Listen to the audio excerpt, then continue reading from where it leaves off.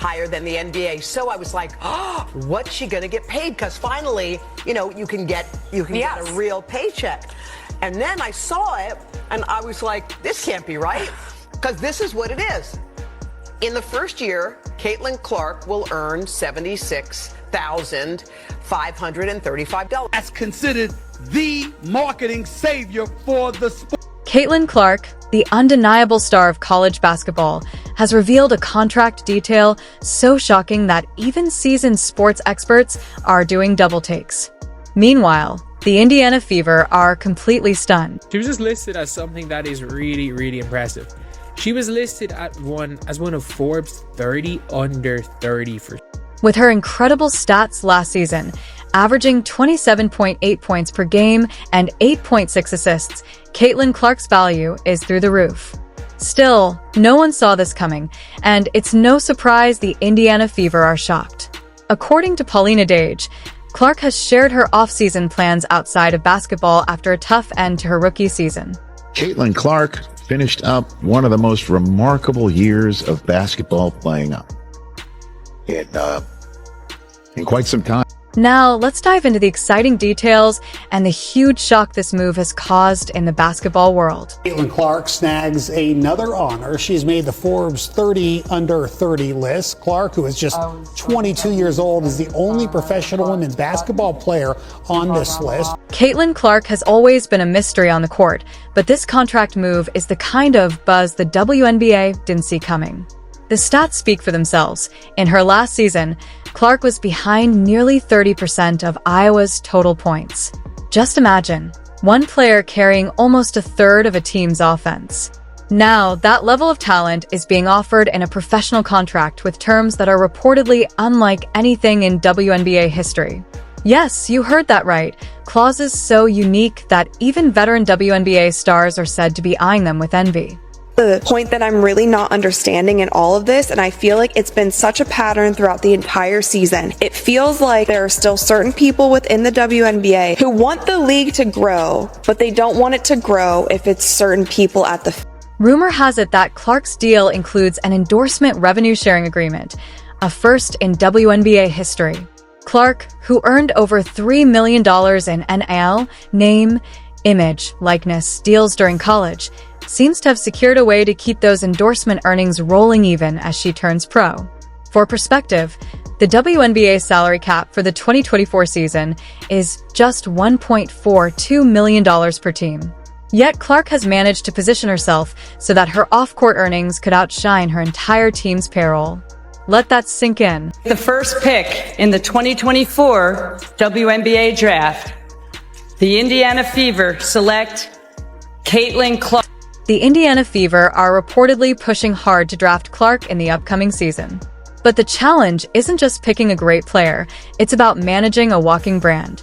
Her social media influence, with over 1.5 million followers across platforms, makes her a marketing goldmine.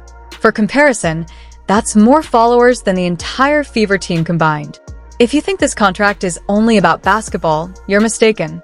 It's about leverage, power, and a 21-year-old changing the game.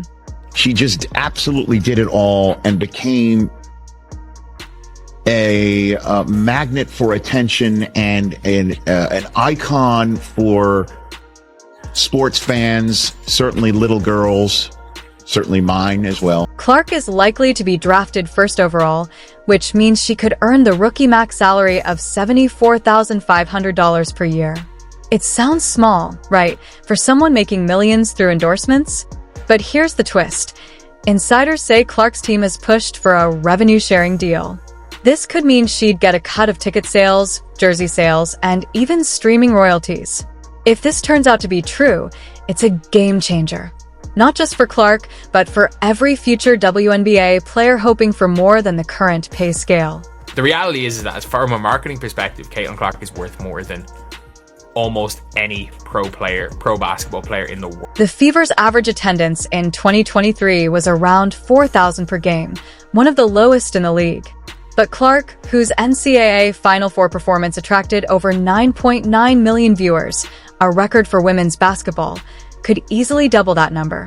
Picture the Fever's arena filled with 8,000 fans, each buying tickets, hot dogs, and jerseys with Clark's name on them. Suddenly, ticket sales aren't just supporting the team, they're boosting Clark's earnings. And don't forget about the merchandise. During the NCAA tournament, Iowa saw a 200% increase in apparel sales, much of it thanks to Clark. If she can do that in college, imagine what happens when her name is on WNBA jerseys. Some projections suggest her jersey sales could top $1 million in her rookie season. And if her contract includes that rumored revenue-sharing deal, the Fever might end up paying more for Clark's jerseys than for their courtside popcorn. It wasn't what it is. The quality of basketball may have been up to snuff, and you had somebody as popular as Cheryl Swoops who had her own signature shoe, had a deal with Nike and all of this other stuff. But the bottom line is, very few people gave a damn. The Fever aren't the only ones shocked by this. Rival teams are reportedly scrambling to rethink their draft strategies. Clark's groundbreaking contract could send shockwaves through the league, forcing teams to reconsider how they handle rookie contracts and marketing deals. And let's face it, this is exactly what the WNBA needs. For years, the league has struggled with low salaries, limited media attention, and weak fan engagement. Clark, with her star power and business sense, could be the change the league has been waiting for. Even the WNBA office is reportedly holding emergency meetings. How do you regulate a rookie who's already bigger than the league itself? Clark's contract might force the WNBA to rethink its entire pay structure, possibly opening the door for other top players to demand better pay.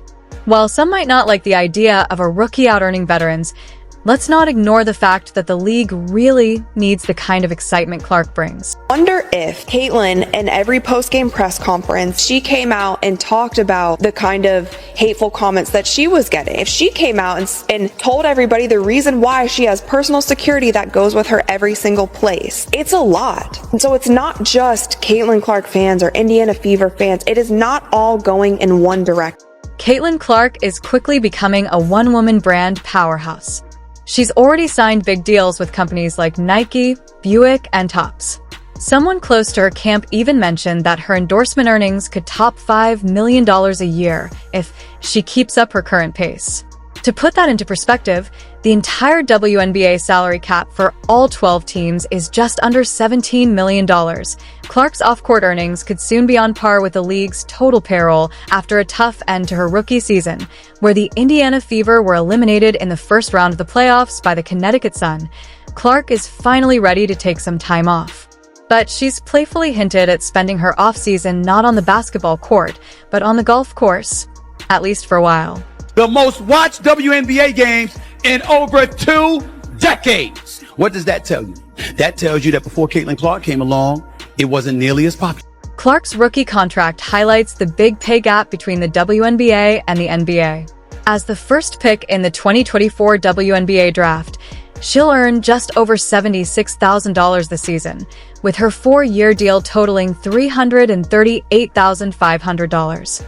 In comparison, Zachary Raker, the first pick in the NBA draft, signed a 4-year deal worth an incredible $57 million. This huge difference shows the struggles WNBA players face, often having to play overseas during the offseason to earn more money. Could you imagine if it was the roles were reversed? If Caitlyn Clark, 2 white girls, made a video mocking it, what the reaction would be? I mean, let's just be honest. I don't want to go, what about Favre? But what about Favre? It's the truth. WNBA Commissioner Cathy Engelbert has acknowledged the financial challenges the league faces and emphasized the need for steady growth. She pointed out that expanding the league with more teams and revenue opportunities will be key to providing players with better pay and benefits. Recent achievements, like increased fan interest, chartered flights, 3 new expansion teams, and a major media rights deal, show that the league is moving in the right direction. Clark's first season has coincided with a rise in the WNBA's popularity, with her star power playing a big role both on and off the court. While Clark is still unsure about playing overseas, her influence in the WNBA is undeniable. For now, she seems ready to take a well-earned break, possibly playing golf and reflecting on an unforgettable rookie year. Don't forget about the media attention. ESPN, Fox Sports, and even international outlets have been following Clark closely, making her a global sensation before she's even played a game in the WNBA. If the Fever land her, they'll be getting more than just a player. They'll be getting a media powerhouse.